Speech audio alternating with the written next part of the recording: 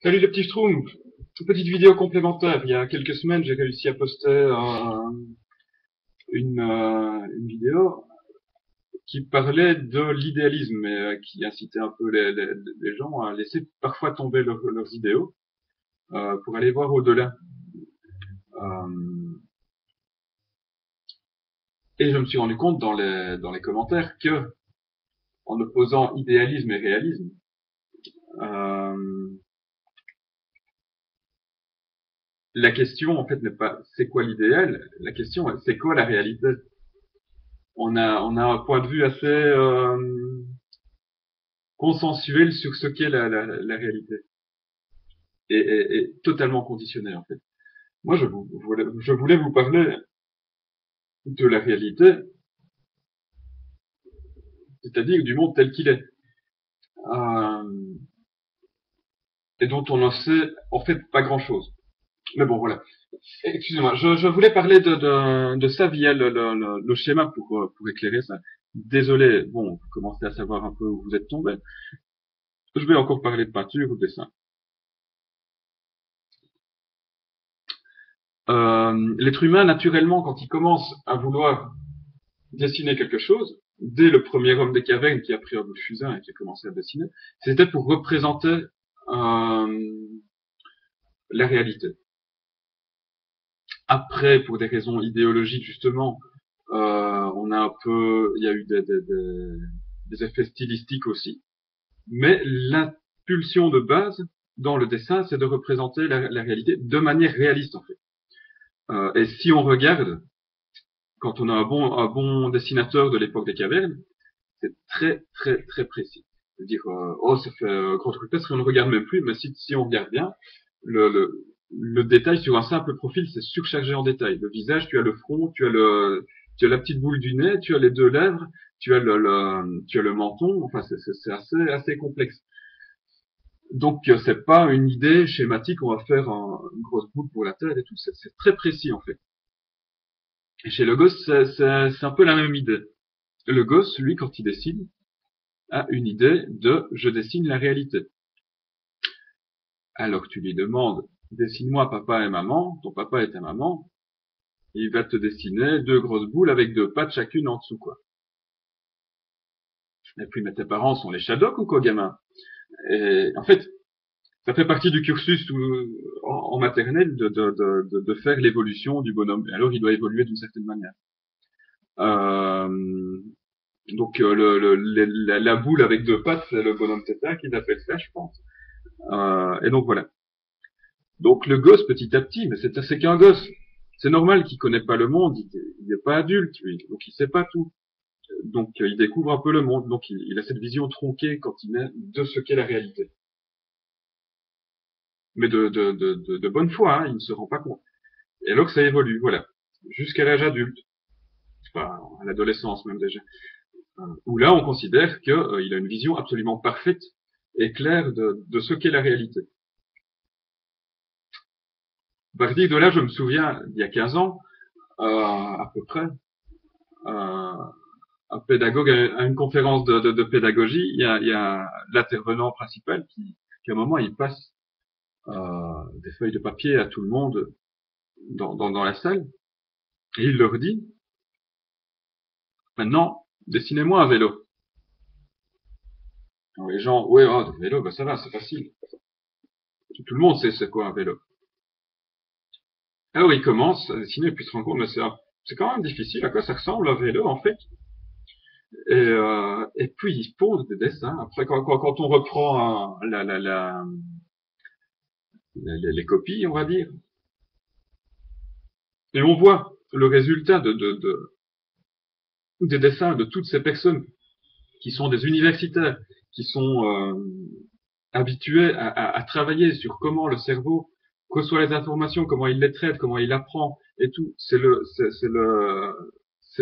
Voilà, on est sur, on va dire l'élite de la nation.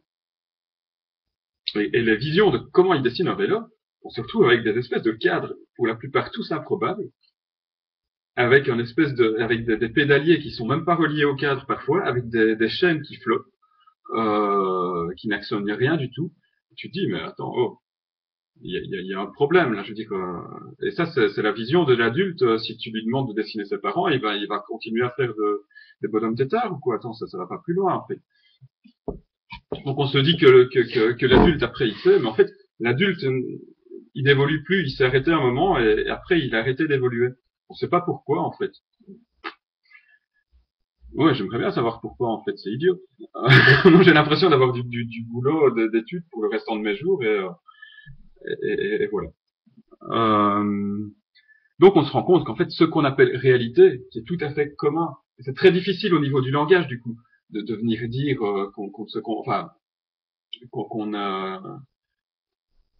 qu'on ne s'entend pas en fait, parce que je viens dire regarde devant toi t'as un arbre et puis la personne bah oui je vois il y a un arbre oui, c'est bien et puis non non tu comprends pas il y a un arbre devant toi et puis bah oui il y a un arbre ça va mais ta gueule tu sais même pas c'est quoi un arbre je te dis là devant toi il y a un arbre mais ça va je sais bien c'est quoi on arrive dans des discussions comme ça parce que c'est complètement aberrant mais maintenant paf dessine-moi l'arbre qui est devant toi et on verra quelle est ta vision de la réalité en fait comment tu comme pour toi c'est quoi un arbre quoi et tu verras que l'arbre en face, qui est le vrai arbre, il n'a pas du tout la même gueule que ton dessin. Bon, les artistes sont pas censés dessiner mieux et plus juste que les autres. C'est juste que ils développent un côté stylistique et esthétique supérieur. Mais normalement, n'importe quel être humain doit pouvoir représenter. Je veux dire que l'artiste n'a pas un don qui vient du ciel et qui fait qu'il sait tout faire sans apprendre.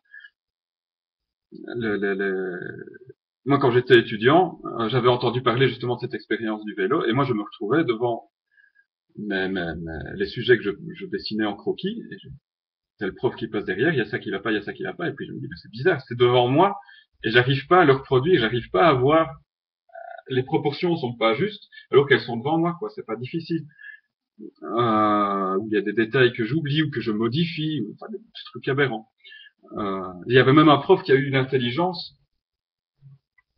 Mais c'est vrai que c'est un des profs les plus génial que j'ai eu, de commencer le portrait par la caricature, pour observer, pour, pour forcer les gens à regarder comment est le nez de cette personne-là que tu vois devant toi. Parce que sinon, on se dit tous, le nez c'est comme ça, la tête c'est comme... Et on fait dans tous les cours de dessin, c'est un schéma, tu fais une boule pour la tête, et puis tu mets les yeux là et tout. Et en fait, le but est d'apprendre à regarder. Tiens, les yeux ne sont pas à même hauteur. Tiens, la bouche est de travers. Tiens, tchic, tchic, tchic, tchic, tchic. À regarder la réalité, à découvrir. C'est le métier c'est le métier je parle de métier de l'artiste plasticien. Quand on parle de la créativité, on a cette idée toujours de quelqu'un de créatif, c'est quelqu'un qui pond quelque chose qui vient de nulle part.